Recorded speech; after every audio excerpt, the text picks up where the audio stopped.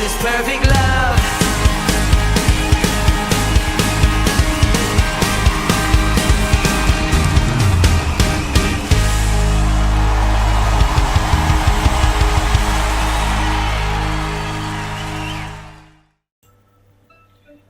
Shalom saudara-saudaraku, para kekasih Allah.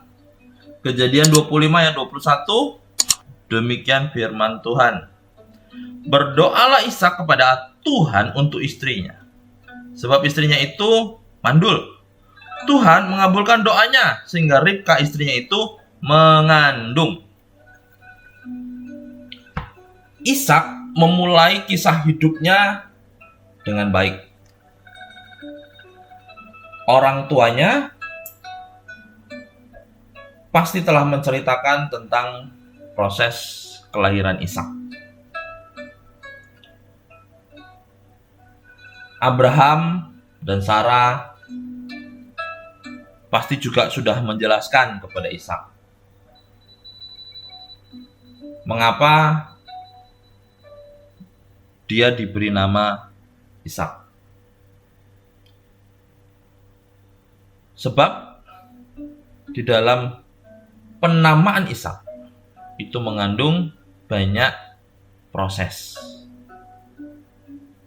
Bahkan ada perjanjian di sana. Ada sunat di sana. Dan tergambar jelas dalam ingatan Ishak mengenai pengalaman traumatik masa pubernya di atas Gunung Moria, yaitu kengerian kala Ishak sadar bahwa dia akan dijadikan sebagai kurban bakaran, dan bagaimana Ishak itu gembira dan girang saat dibebaskan. Dua hal ini nggak mungkin bisa dilupakan oleh Ishak. Dari sini kita sudah bisa pahami dua kali Ishak berhutang nyawa pada kesetiaan Allah. Dari mengenai keajaiban tentang kelahirannya, bahkan kelahirannya kembali dan selamat dari korban bakaran, yang hal itu terjadi atas kehendak Allah. Kemudian di sini Abraham memutuskan bahwa Ishak tidak boleh kawin dengan perempuan Kanaan, melainkan harus dengan salah satu perempuan dari sanak saudaranya. Ya. Di sini apa yang diambil sebagai keputusan oleh Abraham ini bukan soal keputusan etika. Ya, bukan karena terus waktu zaman Abraham Kanaan ini jelek atau tidak baik, tapi melainkan keputusan agamawi. Bagaimana rancangan dan ketetapan Allah itu harus berjalan, yaitu untuk memastikan garis perjanjian yang ditetapkan oleh Allah kepada Ishak itu tetap dipertahankan. Kejadian 24 menceritakan bagaimana jawaban atas doa dan nalar Ribka sebagai istri Ishak. Sebagaimana yang dikatakan Laban, saudara Ribka, di Kejadian 24 ayat 50, semuanya ini datangnya dari Tuhan. Namun selama 20 tahun Ribka tidak hamil. Setelah Ishak berdoa untuknya, Ribka mengandung anak kembar. Sekali lagi, inilah bukti nyata kesetiaan Tuhan terhadap perjanjiannya. Abraham memutuskan bahwa Ishak harus menikah dengan sanak saudaranya.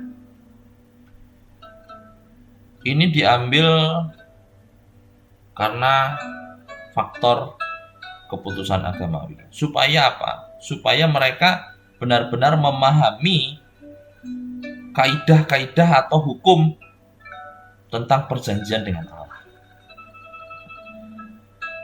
Dan saya rasa apa yang diajarkan oleh Allah kepada Abraham dan Ishak, itu seluruh sanak saudaranya akan menjadi saksi yang sama. Karena bagi saya nggak mungkin Ishak nggak cerita, nggak mungkin Sarah nggak cerita kepada sanak saudaranya. Dan sekali lagi mereka, saudara-saudaranya juga melihat bagaimana perlindungan Allah atas Ishak. Nah, disinilah keputusan tentang pernikahan Ishak akhirnya tertuju pada Ribka. Bersama dengan kehamilan Ribka, keadaan berubah. Ribka sadar bahwa ia mengandung anak kembar. Ribka bertanya kepada Tuhan mengenai masa depan kedua anaknya. Dan Allah menjawab. Allah berkata, 2 bangsa ada di dalam diri Ribka. Yang tua akan melayani yang muda. Ini suatu pernyataan yang tidak bisa diragukan mengenai kehendak Allah. Janjinya kepada Abraham, yaitu janji Allah, serta janjinya kepada Ishak akan dipenuhi.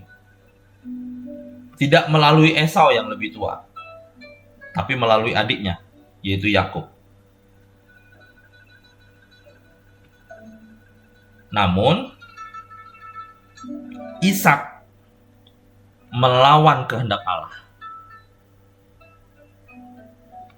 Ishak bertekad tetap memberikan berkat anak sulung kepada Esau. Ya. Dan selanjutnya, kita dapat pahami apa yang terjadi dalam rencana Allah. Dan sungguh amat sangat luar biasa, meski tindakan Ishak tidak dapat dibenarkan, Allah masih berkenan menyatakan diri sebagai Allah Abraham, Allah Ishak, dan Allah Yakub. Apa yang dilakukan oleh Ishak? Dia mau bahwa Esau tetap anak sulung. Sedangkan Allah punya rencana berbeda. Sehingga seolah-olah Ishak telah memaksakan kemauan dirinya. Hal-hal yang seperti ini banyak sekali potensinya terjadi dalam kehidupan di hari-hari ini. Di mana kita harus bisa dengar-dengaran dengan Tuhan. Di mana kita harus bisa mendengar bahasa-bahasa Tuhan. Di mana kita harus mulai bertanya-tanya lagi dengan Tuhan. Tapi ada kalanya setelah kita berdoa, kita memutuskan apa yang kita mau, apa yang menurut kita benar. Dalam hal kisah Ishak dan Ribka melalui kedua anaknya, apa yang kita dapat pelajari itu harus menjadi rema buat kehidupan kita, untuk kita bisa menjadi lebih dekat kepada Allah, Sang Sumber anugerah dan berkat itu. Tuhan Yesus memberkati.